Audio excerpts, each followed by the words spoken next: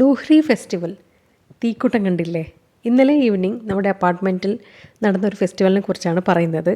ഇതൊരു winter Punjabi folk ഫെസ്റ്റിവലാണ്. ഏകദേശം north ഇന്ത്യയിൽ ഈ രീതിയിൽ ആഘോഷിക്കുന്നുണ്ട്. പക്ഷേ ഇതിൻ്റെ മെയിൻ പ്ലേസ് പഞ്ചാബാണ്.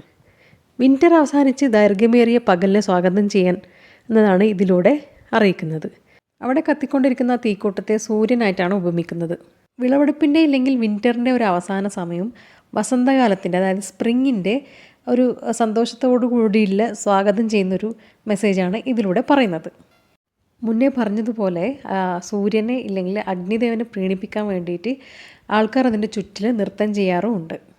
നിലക്കടലയും കരിമ്പൊക്കെ പ്രധാനമാണ്. നിലക്കടലയുണ്ട്, പോപ്കോൺ ഉണ്ട്, പിന്നെ ഒരു എള്ള് വെച്ചിട്ടുള്ള ഒരു മധുരമുണ്ട്, പിന്നെ ഷുഗർ കെയിൻ ഉണ്ട്. അവിടെ വന്ന് 2 മലയാളികളെ കണ്ടപ്പോൾ ഞാനൊന്ന് വെറുതെ പരിചയപ്പെടുത്തുന്നതാണ് ഇതിലൂടെ ഞാൻ കാണിക്കുന്നത്. ഈ ഒരു ഫെസ്റ്റിവൽ തന്നെ പല സംസ്ഥാനങ്ങളും പല പേരിലാണ് ആഘോഷിക്കുന്നത്. തമിഴ്നാട്ടിൽ പൊങ്കൽ എന്ന് പറയും, കർണാടകയിൽ മകരസംക്രാന്തി എന്ന് പറയും, ആന്ധ്രയിൽ ഭോഗി എന്ന് പറയും, അസാമിൽ ഭുഗാലി ബിഹു എന്ന് പറയും, ഗുജറാത്തിൽ ഉത്തരായൺ എന്നും പറയും. പ്രകൃതിയോടും പുതിയ ഒരു തുടക്കത്തിനോടും നന്ദി പറയാൻ കൂടിയാണ് ഈ പോപ്കോൺ തീയിലേക്ക് എറിയുന്നത്.